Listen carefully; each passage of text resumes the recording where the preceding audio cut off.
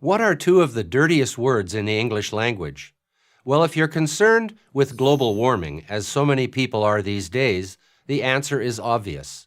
The two words are carbon dioxide, or as it is known by its chemical symbol, CO2. One atom of carbon and two atoms of oxygen.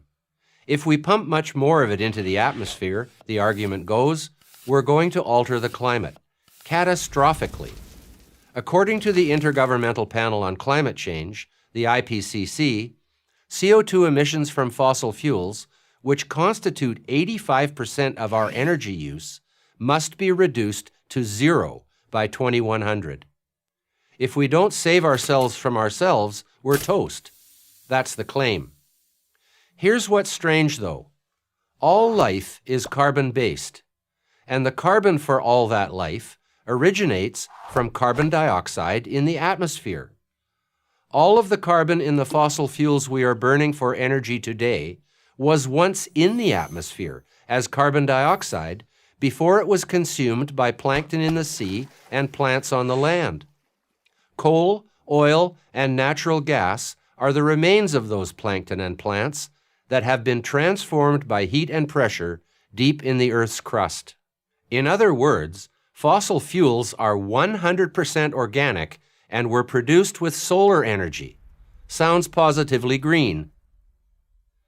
If there were no carbon dioxide in the Earth's atmosphere, the Earth would be a dead planet, period. Talk about catastrophic climate change. Take away CO2 and you'd have it.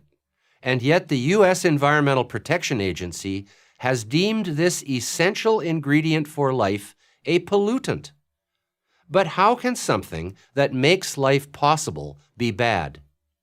Before I deal with that question, let's get clear on our terms. It has become common to refer to the emissions from burning fossil fuels for energy as carbon emissions. That is entirely misleading. Carbon dioxide is not carbon. Carbon dioxide is a colorless, odorless, tasteless gas which is an indispensable food for all living things. Can you have too much of it? In theory, yes. That's what climate alarmists say is happening now. CO2 levels are getting too high. Are they right? Well, if we look at the big picture, we find something surprising. For most of the history of life on Earth, carbon dioxide has been present in the atmosphere at much higher levels than it is today. During the Cambrian explosion, when multicellular life first came on the scene, CO2 levels were as much as 10 times higher than they are today. From a big picture perspective, we're actually living in a low carbon dioxide era. The optimum level of CO2 for plant growth, for example, is 4 to 5 times what is currently found in our atmosphere. That's why greenhouse growers worldwide actually inject additional CO2 into their greenhouses. They want to promote plant growth. Likewise, higher CO2 levels in the global atmosphere will boost food and forest productivity.